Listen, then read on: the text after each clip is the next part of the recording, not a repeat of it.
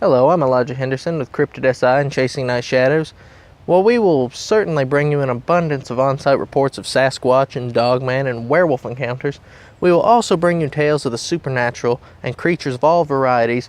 We will be chasing night shadows of every type and stripe imaginable, and we'll do our best to bring you these accounts in mini reports or episodes that we are calling Nightmare Nuggets.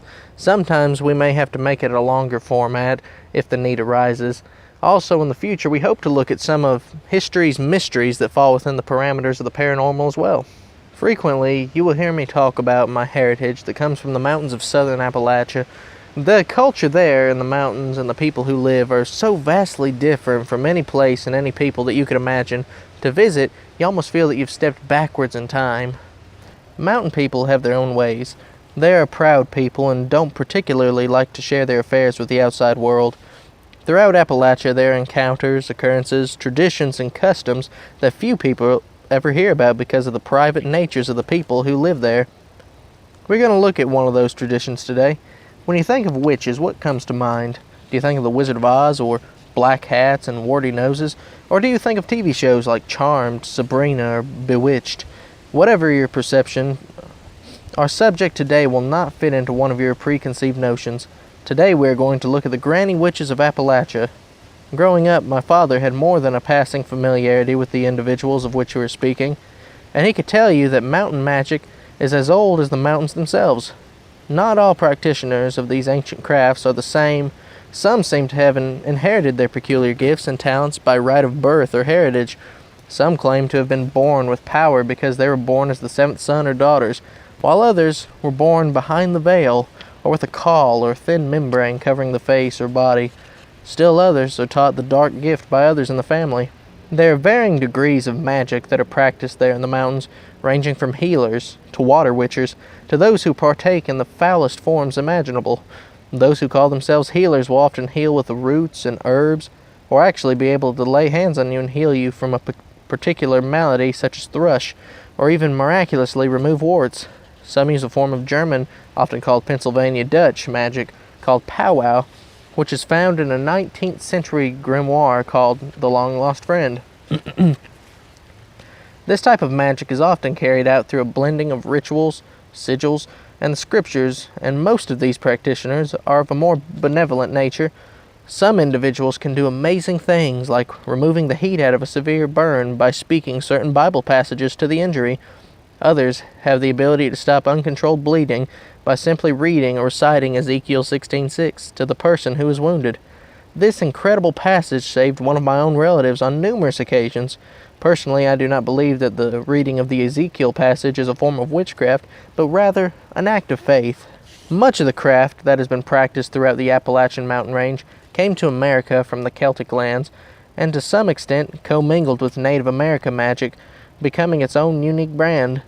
While there are a number of individuals who are referred to as Granny Witches that practice a more compassionate form of mountain magic, there are others yet who are steeped in the most malignant form imaginable, those who bring death and destruction in their path. My family, unfortunately, has first-hand knowledge of these expounders of the dark arts. I, however, will not mention our connection to them, but I will say that they absolutely do exist and are every bit as cruel and terrifying as Granny Haggis from the horror movie Pumpkinhead. I'm not saying that they can actually conjure demonic beasts like Pumpkinhead. I don't know if they can or not. Of course, I can't say that they are unable to do it either. But what I can say is that they most certainly can do great harm to any individual unfortunate to fall on their bad side. Sometimes a person doesn't even have to know the witch who has hexed them. They become a victim because the practitioner of dark magic has been paid to cause them harm, personal injury, or death. Or they can be brought to complete and utter ruin. Many hexes, curses, and spells involve bloodletting, grave dirt, cemeteries, pictures, and even water. Many a person has been killed by untraceable poisons made from crushed insects or herbs and roots that come from the hills and the hollers. One of these mountain witches confessed to my father that she could take human life using the dark arts, and the only reason that she did not was because she feared going to hell.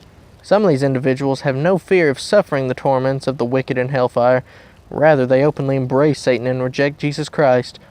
One rather good friend of the family told us that as a boy he saw his aunt's grimoire. He said that it was an old black book inscribed with the words, "Whosoever opens this book will sever himself forever from Jesus Christ.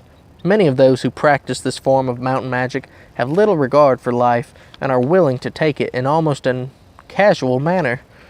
Friends, I'm not here to discuss the morality of magic and its use.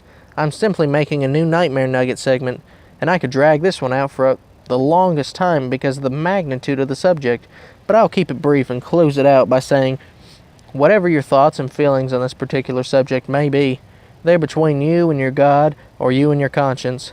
Granny Witches, whether they be good or evil, are absolutely real, and I would wager that there are relatively few true mountain witches left, and the old ways are gradually giving way to the new ways, and times are changing.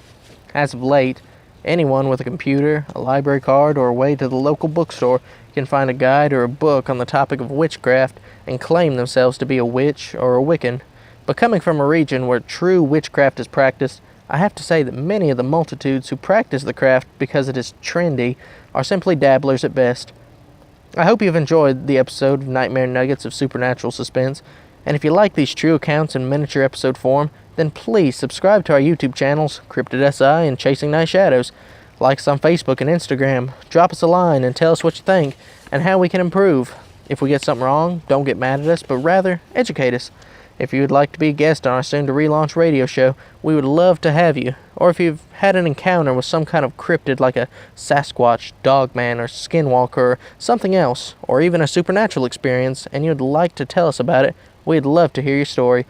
If you'd like for us to read your account for you, then please drop us a line and we'll make that happen as well. I'm Elijah Henderson, and I look forward to bringing you another Nightmare Nugget very soon.